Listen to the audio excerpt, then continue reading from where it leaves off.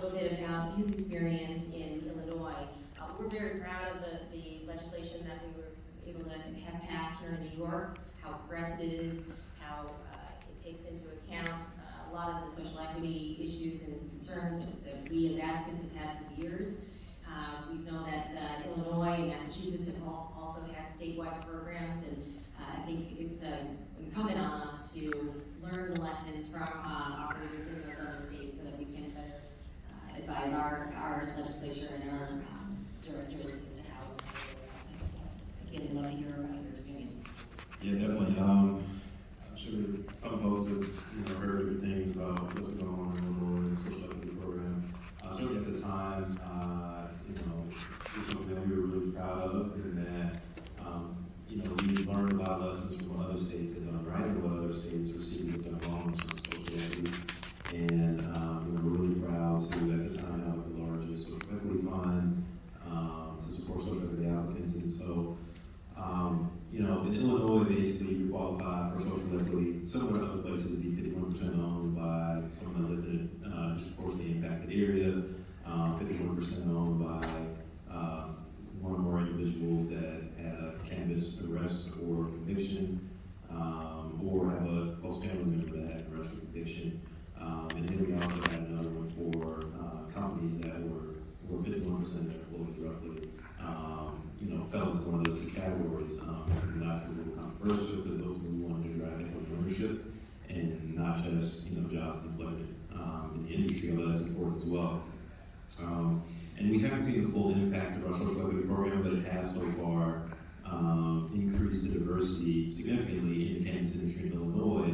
It's just that those businesses aren't operational yet. Some of it's been jammed up in litigation that actually really didn't have anything to do with the social equity program. And so I feel like sometimes, we get a lot of flack, or people look at Illinois as an example of what not to do in regard to social equity, because our program is still jammed up in litigation, at least on the dispensary side, but that litigation doesn't really have anything to do with social equity. It was more so about other parts of the application process and the licensing process. And so the lessons that I would say other states should learn from that is, maybe don't make some of the steps that we did in the creation of our licensing process, application process, or how you allocate points outside of social equity, but the social equity framework, save for, what we ended up in, some people call the slave master clause, but the clause basically where you become social equity just based off employing folks from certain communities. In general, you probably should cut that. But the focus on EIAs, the focus on impact, justice involved folks is good. And we're excited to see what this looks like once folks get things off the ground. And so we have licenses out for craft cultivators in that group. We're a 100% minority-owned company, majority Black women-owned company, Black CEO. So we're excited to get into the market, get stuff up and running. And Illinois and Chicago will end up being one of the more diverse markets in the cannabis industry.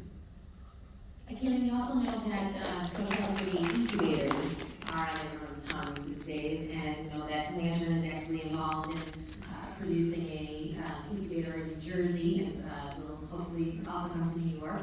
I'd love for you to talk a little bit about that.